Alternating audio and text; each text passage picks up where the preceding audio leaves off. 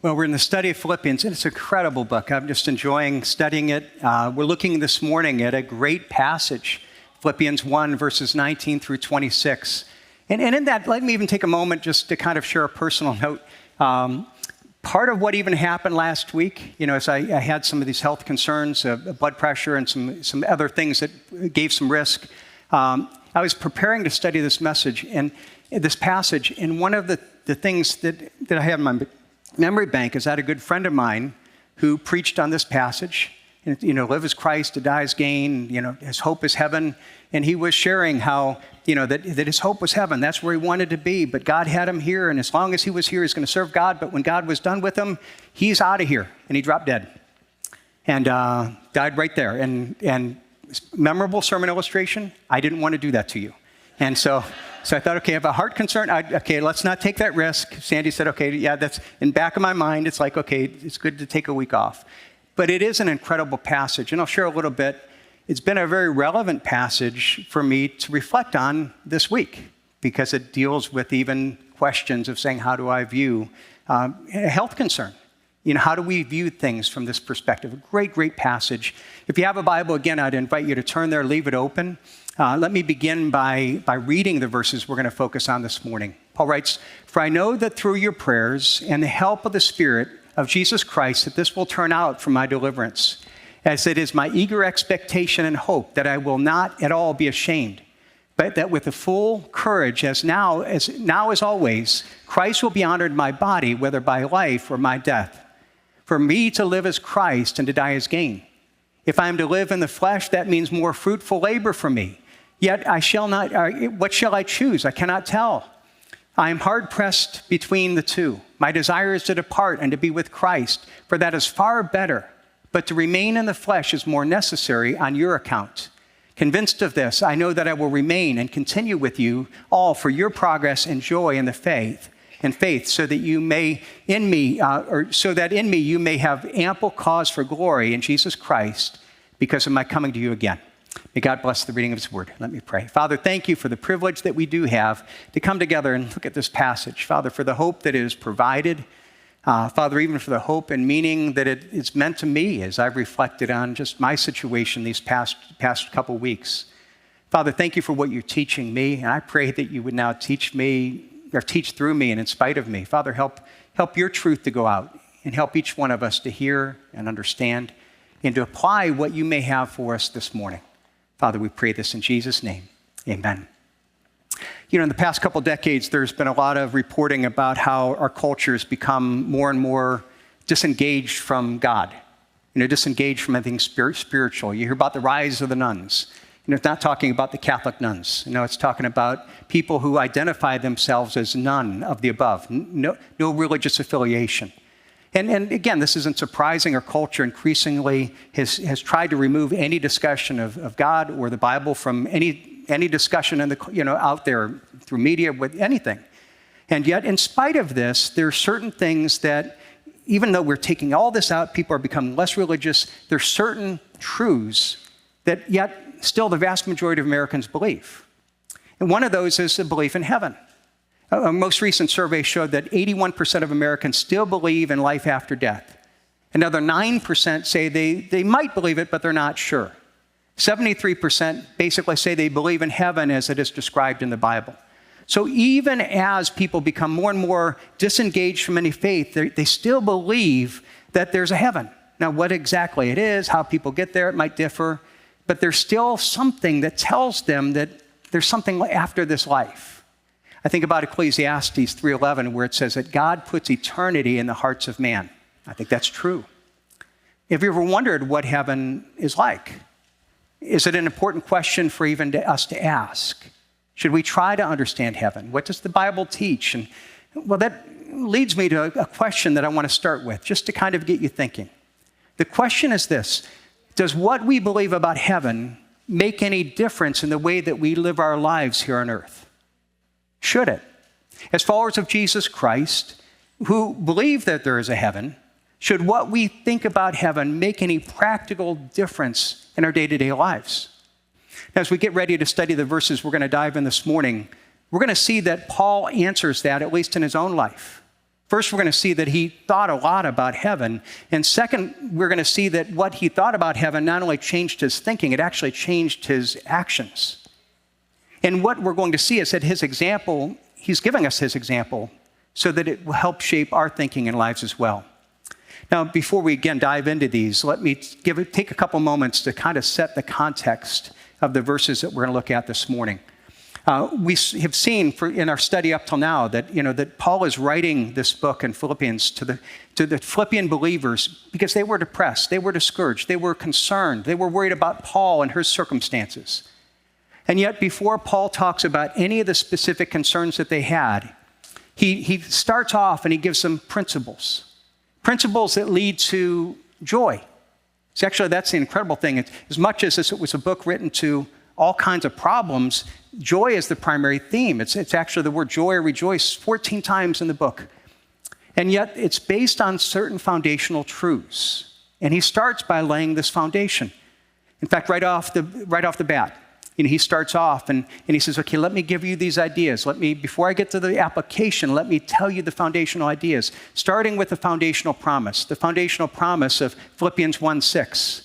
Again, remembering that he's writing to a group of people that were discouraged, that were confused. They couldn't understand why they had the problems that they did. But Paul starts by saying, okay, let me give you the foundational promise that we have to then apply. And the promise is in Philippians 1:6. I am sure of this, that he who began a good work in you will bring it to completion at the day of Jesus Christ.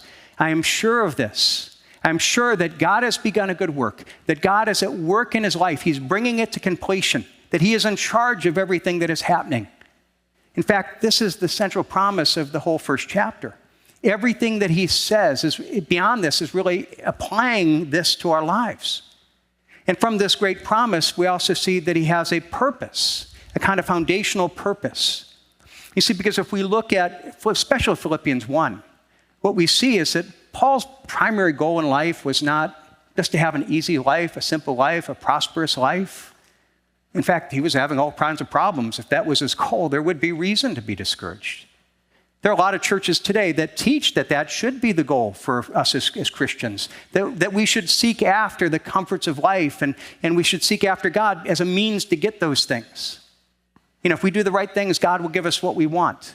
But that's not what the Bible teaches. What Paul teaches here in Philippians, what's taught throughout the Bible, is that God calls us to live for something greater than our own happiness or our comfort. And the Bible teaches, in fact, that we're only going to find true meaning and purpose when we learn to invest ourselves, live for something bigger than ourselves. Paul's greater purpose was serving Christ. It was in the gospel.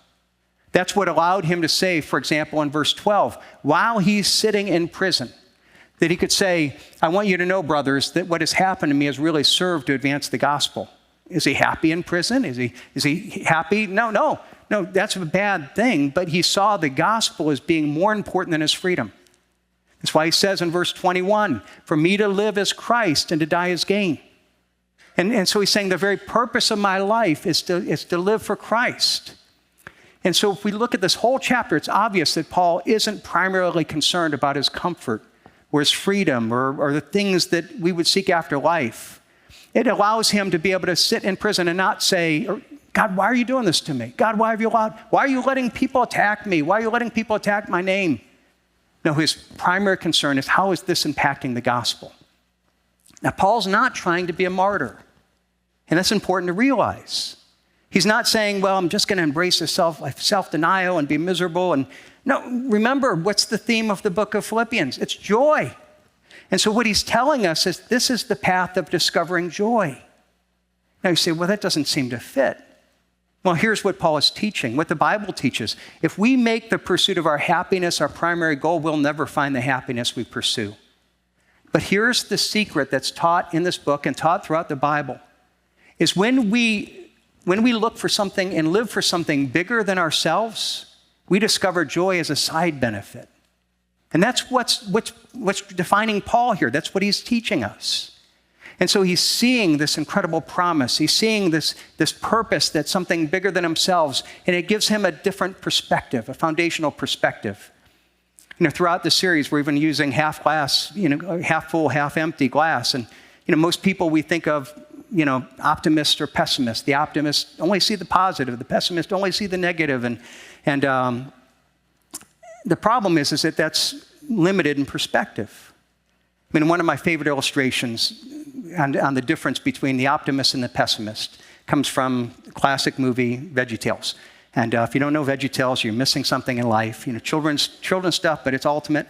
And they teach Bible stories through these little videos. And in the middle, they have little silly songs with Larry. And this is one silly song where Larry the Cucumber tries to sing the blues, but he's too optimistic to be able to do it well. All sunshine and roses, no rain came my way. I said, all sunshine and roses, no rain came my way. My dad bought me ice cream. Oh, happy, happy, happy, happy day. I ate up that ice cream, got some on my face. That's right, right on my face. I said, I ate up that ice cream, got some on my face. Got some on the table. Oh, happy, sticky, happy, sticky, happy, happy, sticky, happy place. Hey, man, what you doing? I'm singing the blues. Oh, man, the blues is for singing when you feel sad. But I don't feel sad. Man, you got no business singing the blues. Here, let me help you out. Take this. Cool, ice cream. Thanks. Now give me back that ice cream.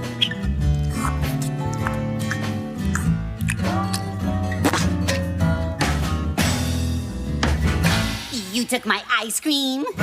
You took it from me. You took my ice cream. You took it away from me. Oh, yeah. Now you're getting it. Now listen up.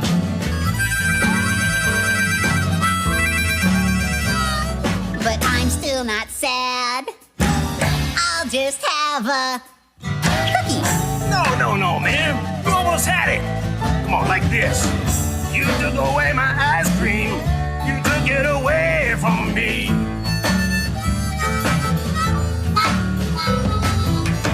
My sweet creamy ice cream. I don't care about no cooking.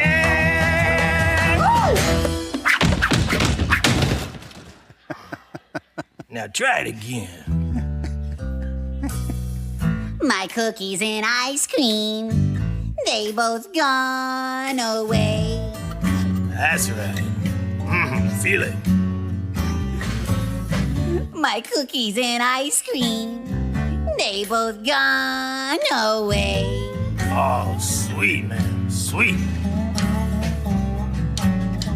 But that don't bother me none. I got me my freshly baked strudel. What? Strudel? Man, you can't say strudel in the blues. That don't even rhyme. Well, what about poodle? 'Cause I got a poodle. Oh, no, don't tell me you're gonna eat that poodle. No, I'm just gonna pet him. Petting poodles makes me happy. Sorry, man. You way too happy to sing the blues. I love that. You're way too happy to sing blues. Some people are like that. They're optimistic. But the reality is that optimism, pessimism, they're both limited by our own perspective. Bad things happen to the optimist. Good things happen to the pessimist. And what we need to realize, and I think that Paul is teaching us, is that we need to see things from God's perspective, or at least try to do that. And that's where we've talked about, I've invented this new word, that instead of being an optimist or pessimist, God calls us to be a sovereignist. And the perspective of being the sovereignist is totally different because it's totally realistic about pain and difficulty and opposition that we face in life. But at the same time, it sees that God is sovereign over all those things, and God has a good plan. The truth is that God is in charge of everything that happens, and he does allow evil, and evil is difficult and it's hard, but God is sovereign and redeems those things. So now Paul starts off by laying those foundational truths. This ideas of saying, okay, this is how we view things. And then what he does is he says, okay, let me take this beyond the theory and let me show you what it looks like in practice. Because it's hard to then apply these truths to our life. And he does it by taking his own life, his own circumstances, and the concerns that they had for him and said, okay, this is how I see things from a perspective of a sovereignist. They had 3 concerns about Paul, 3 things that they knew that he must have been overwhelmed about. The first one is that we saw 3 weeks ago. Paul had been in prison between 3 and 4 years. He'd been unjustly arrested by false charges by the Jewish religious leaders. They were trying to stop the message of the gospel and stop him. And so they're concerned, man, Paul, you must be discouraged and depressed. You can't travel. You're not free. The gospel is chained. And yes, he had lost that freedom, and he was realistic about that. But he said, okay, but if God is sovereign, if God began a good work, if he's bringing it to completion, God has a good purpose. Let me look for it. And he said, I found it. Said, in fact, I was wanted to preach the gospel to Caesar's household. And you know what? I'm Caesar's prisoner now. And they're bringing his royal guard, and they chain themselves to me. And I'm not chained to them. They're chained to me. They're a captive audience. I'm sharing the gospel, so the gospel is getting into the halls of power of Rome. Well, then the second problem is that he had this prolonged imprisonment. And Paul had been the founding pastor of the Philippian church, and he had established many of his leaders. But some people now, seeing his imprisonment, out of personal agenda, and out of selfish agenda, used that imprisonment to try to not only hurt Paul, but to help themselves. So they started saying, basically, hey, if God was really blessing Paul, then God wouldn't let him be imprisoned. I mean, his imprisonment shows that God disapproves of him. And so they're trying to get people to turn from Paul so that they could become the primary leaders. And again, this is tough. But Paul sees it through the eyes of the sovereignist. He's realistic about the evil with people with bad motives, the pain that they cause him. But he's able to see God's good purpose beyond their evil intent. And he says, yes, they're trying to hurt me. But if my ultimate purpose is the gospel, then they're preaching the gospel even if it's with wrong motives. He sums it up in verse 18. What then? Only that in every way, whether in pretense or in truth, Christ is proclaimed, and in that I rejoice. Now, the third concern they had for Paul is what we're going to focus on today. He's awaiting trial before Nero. And everybody knows this could easily result in his execution. And so he's facing the real possibility of death. And he's saying, now let me show you what sovereignism looks like when we're facing even the threat of death. Now, let me give you a little perspective, again, an overview of what Paul was facing, how he got there. He had originally been arrested while in Jerusalem. It's recorded in Acts 21. He was worshiping at the temple, and the Jewish religious leaders falsely accused him of desecrating the temple. The Roman, it looked like it was going to develop into a riot, so the Roman authorities stepped in and arrested Paul to stop the riot. They shipped him off to the governor, a guy named Felix. But Felix knew that if he set Paul free, Paul was innocent, but if he set him free, that might cause problems with the people that he's leading. So he kept Paul in prison for 2 years, just did nothing. Finally, Felix left. His successor, Festus, comes to power. And he wanted to placate the Jews by sending Paul back to Jerusalem for trial. But Paul knew that it would be a show trial and that he would be killed. So he then appeals to Caesar, as was his right as a Roman citizen. He takes a long journey to Rome. He gets shipwrecked, finally gets there. He's in prison now. He's got a guard that's chained to him at all times. And he's waiting now between 1 and 2 years, waiting for the trial to take place. But what makes it worse is he's waiting for trial before Caesar, who at that time was a guy named Nero. Nero was not a good guy. He was not known to be a fair judge. So think about Nero. What do we know about this guy Nero? He's known in history as probably one of the worst, most evil and wicked Caesars of all the Caesars that ruled Rome. This is a guy who killed his wives and his children because he didn't want to have anyone who could be a threat to his position. He had his own mother killed and cut open because she wanted to see where he came from. Okay, that's who this guy was. Paul's writing this letter probably about 61, 62. There was, at that point, not a big persecution against the Christians. That came a few years later. And what happened is that Nero wanted to build these buildings in Rome. And he wanted to make a name for himself. The Senate kept saying no, there wasn't space to do it. So in 64 AD, there was a great fire that spread through the city of Rome, destroying 2/3 of the city. Nero took advantage of that, claimed 200 acres for himself, built a palace, built all these enormous buildings to try to leave a name for himself. And most people believe that since this actually accomplished what Nero was wanting to do, that Nero himself set the fire. That's why, you often hear about Nero playing the fiddle while Rome burned. Now, Nero didn't like to be blamed, so he tried to find scapegoats, Christians, had nothing to do with it, but it was the Christians' fault, and set apart this huge persecution against Christians that lasted for the next several centuries. Now, think about this. Paul's fate rests with this guy, with Nero, this guy who killed his own family, who burned his own capital, and you realize that at a word, Nero can have Paul killed. Do you think there's reason to be worried? Let's think about it this way. Let me put it maybe in illustrations of how we would see it in our day. Let's say you're facing surgery, heart surgery, serious surgery, and you pray about it, in God's hands, but you've also researched a physician, you've got a surgeon that is really good, you trust that surgeon. Well, a week beforehand, they call you and they say, well, your surgeon, he's gotten sick, we're giving you a new one. And I've never heard of this guy. So you call some medical people, so what do you think of the surgeon? And the response is, well, when he's sober, he's an okay surgeon. You're like, wait, what you mean? Well, he's got a drinking problem, and about half the time he comes in smashed drunk, and for some reason the hospital lets him operate. And the hard part is you never see the surgeon before you operate, so you don't know if you're going to get the sober guy or the drunk guy. But if he's sober, you stand a chance. How do you feel about that surgery? Anybody a little worried? Yeah, a little stressed? Now, when you think about that, that's essentially what Paul was facing. He's facing, this guy has your life on the line, and it's this guy, Nero, who can just decide to do it. He might be in a bad mood and just say, I'm going to kill you. He wouldn't think nothing of it. Now, that's why Paul talks about this. And he says it's uncertain, but in verse 20, he says, it is my eager expectation and hope that I will not at all be ashamed, but with full courage, now as always, Christ will be honored in my body, whether by life or death. Basically, Paul's saying, I recognize I'm going to stand here. And Nero could just like that have me killed. And I pray that God would be honored, whether it's by him setting me free in my life or whether he kills me by death. And that's what he's saying. But the people are stressed. The Philippians, they're seeing the longer it drags on, Nero, man, why would you trust yourself in him?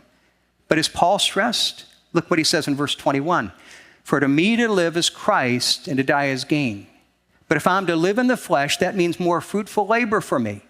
Yet which shall I choose? I cannot tell. I'm hard pressed between the two. My desire is to depart and be with Christ, for that is far better. Now, what you see here is that he has a peace, and part of that peace is that he lived his life with a perspective where he was homesick for heaven. He was tied emotionally to heaven. He lived life and he said, okay, I want to go to heaven. That's where I belong. That's far better. I think if we were honest, most of us would say we don't really relate to that. I mean, we know heaven's a good place, but are we homesick for heaven? Is it a place that we long for? In fact, I think I've talked to people sometimes and they'll talk about heaven. And what's interesting is that I'll hear people say, I'm looking to heaven, but then I hope it doesn't happen until, often singles, I hope it doesn't happen until I get married. With this idea that, okay, but the pleasure of marriage is going to be something that is better than heaven. I hope it doesn't happen until I have children. The idea that, that somehow the pleasure of becoming a parent is greater than what we'd have in heaven. Or even sometimes, I hope I've got this big vacation planned. I hope he doesn't come until after I go to Disney World or wherever it would be. This idea that, again, that the pleasures of eternity are less than what we would have here. And there's one thing that I know, and I'm certain of this. When we get into heaven, there's not going to be one of us that says, I wish I could go back and have that experience on earth. Because what we have in heaven is so far above and beyond. See, but the problem for us is that it doesn't captivate us. We don't have that incredible perspective of Paul where he would say, no, I'm hard pressed between the two. My desire is to depart and be with Christ. That's far better. That's something that if I could choose for my own purpose, and that's the ideal. But then he says quickly, but on this side of eternity, as long as God has me here, I want to share the gospel. In fact, what we're going to see is that his perspective of heaven is actually what motivated him to live in the here and now. Because he talks about this almost being two transcendent options. Again, verse 22. He says, I'm hard-pressed between the two. My desire is to depart and be with Christ. That is far better. But to remain in the flesh is more necessary in your account. I'm torn between these two. It is summed up in 21 when he says, for me to live is Christ, to die is gain. For me to live is a blessing and what I can do in serving Christ, but to die, well, that's personal gain. Now, to understand this, let me take a moment of these two options that Paul's talking about. Starting with the second, what does it mean to say, for me to die is gain? See, Paul had a clear view of heaven. He knew that it was his ultimate destiny, and it's what drove his life. Again, I started with the question, is what we believe about heaven, should it make a practical difference for the way that we live lives? Actually, the Bible teaches yes. Let me take you to Hebrews chapter 11. In Hebrews 11, we have what's often talked about, the Hall of Fame of faith, these great Old Testament saints who lived extraordinary lives, but what drove them to live that way? Look what it says, and starting in verse 13. These all died in faith, not having received the things promised, but having seen them and greeted them afar, and having acknowledged that they were strangers and exiles on the earth. For people who speaks thus make it clear that they are seeking a homeland. If they had been thinking of that land from which they had gone out, they would have had opportunity to return. But as it is, they desire a better country, that is a heavenly one. Therefore, God is not ashamed to be called their God, for he has prepared for them a city. What drove them? They saw themselves as strangers and exiles on the earth. The key to their extraordinary lives is that they were living for a heavenly country, a different country. See, the Bible teaches that our real home is heaven. If we're followers of Christ, that's where we belong. That's our ultimate destiny. We don't belong into this world.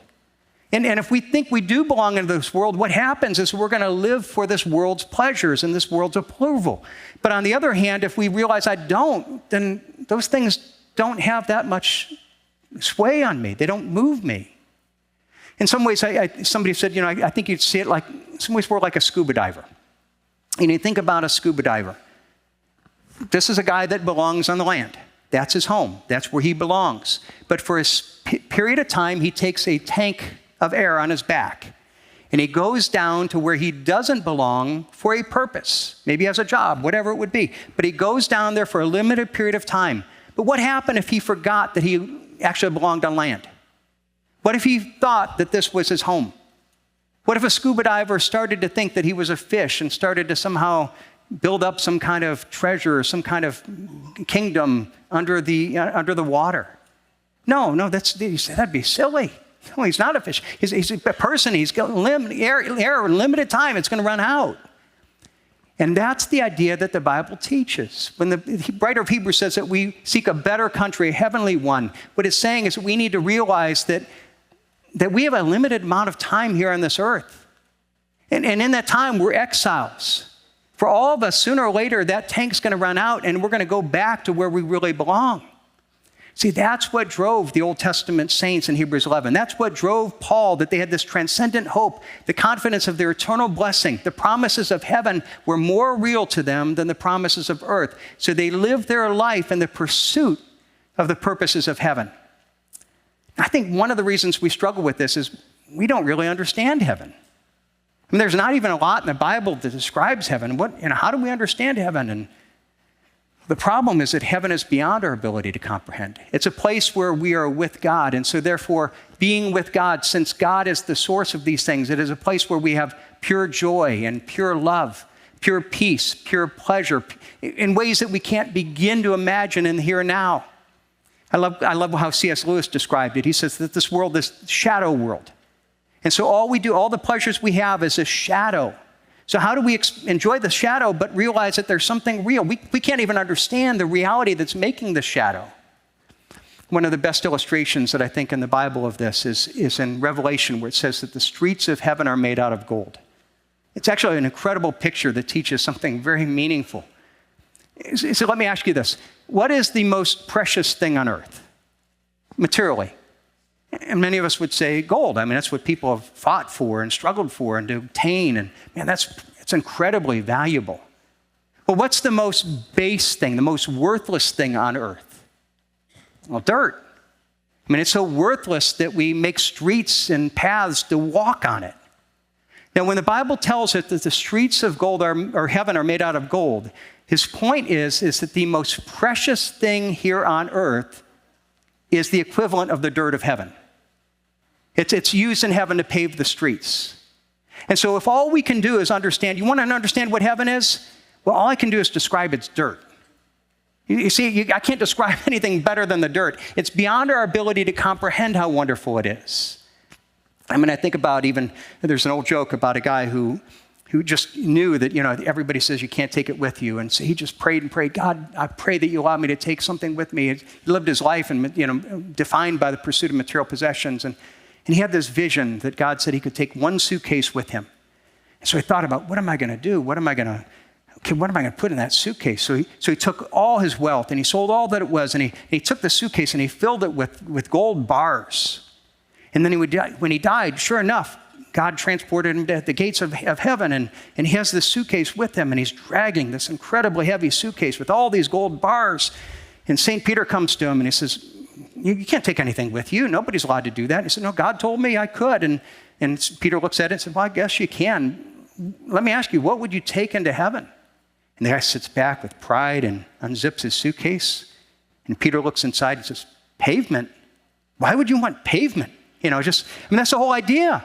And what we think is precious is pavement. It's the dirt. And that's the difficulty, is that we can't understand anything more than the dirt. Now, you would think that if Paul was so enamored by this, that it might result in him being, so heavenly minded that he's northly good, that his heads are in the clouds, that he's just, I just want to escape to heaven. But look again at verse 22. He says, if I am the flesh, that means fruitful labor for me. Yet what shall I choose? I cannot tell. I'm hard pressed between the two. My desire is to depart and be with Christ, which is far better. But to remain in the flesh is more necessary on your account. Convinced of this, I know that I will remain and continue with you all for your progress and joy in the faith, so that you in me may have ample cause to glory in Jesus Christ because of my coming to you again. And it's not that he became so heavenly minded that he's so earthly good. He's saying, this actually helped me not be so earthly minded, I'm no heavenly good. And it was because he understood what it meant to say, for me to die is gain, that he really understood for me to live as Christ.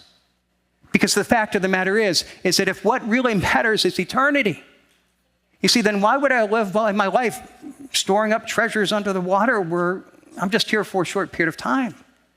So if Paul's life was about the successful career or a larger bank account or making a name for himself, he would have been depressed and discouraged by the opposition, and he would have never lived the life of abandon that he did.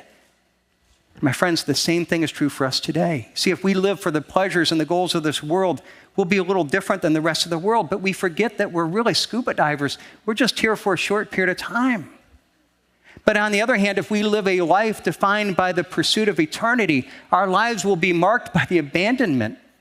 That's what it means for me to live as Christ, for me to live as the pursuit of Christ and his goals. Again, that doesn't mean that God's calling us to live a life of miserable self-denial and just be miserable until we get heaven. No, not at all. Remember, the whole theme of the book of Philippians is joy. What he's saying is that, no, if you understand that living for something bigger than yourself, that's how we have joy. As long as you pursue the things of the world, you'll never discover the joy you pursue. But on the other hand, when we live for something bigger than ourselves, knowledge of Christ, serving him, the side benefit of that is the joy that we long for, that he would be our meaning, that he would be our passion. Now, with that in mind, what you see is him saying, this is what drives me. That's what we see in verse 23. I'm hard pressed between the two. My desire is to depart and to be with Christ. That's far better. But to remain in the flesh is more necessary for your own account. I want to go home. I want to be Christ. That's what I long for. But he also said, as long as God has me here, and if I have the opportunity of living my life so that I store up some treasures of heaven in the short period of time when this tank is on my back, if I can actually live in such a way that is for the benefit of other people, for God's glory, man, I want to do that. I'm going to tell you on a personal note, it's been a very interesting and convicting passage for me to study and reflect on these last 2 weeks, as I've felt a bit of a health concern. Yeah, I haven't been before neuro or anything like that, but yet with the blood pressure and some other complications that I have, there was a risk that I looked at, and I said, okay, how do I deal with that? And I've reflected on this, and it's forced me to do this, not just from the perspective of a student studying theology, but, okay, God, how do I view this? And what I need to realize is that, no, I'm just a scuba diver here. I don't know how long I don't know how much air is in that tank. None of us really do. Some of us, we think we see it going down. Some of us, it's just like that, and it's we didn't see it coming at all. But the question is, are we living our life with the intentionality and the purpose to say, because I see that to die is gain, because I see that, because I have this otherworldly hope, you see, now I'm going to live totally differently. I'm going to live my life investing in what really matters. See, the fact is what we value the most will drive our lives. And if we value the most, when we think about this, if I look at the world and I think what the world has to offer and its goals, and it's going to define me, I'm going to change my life.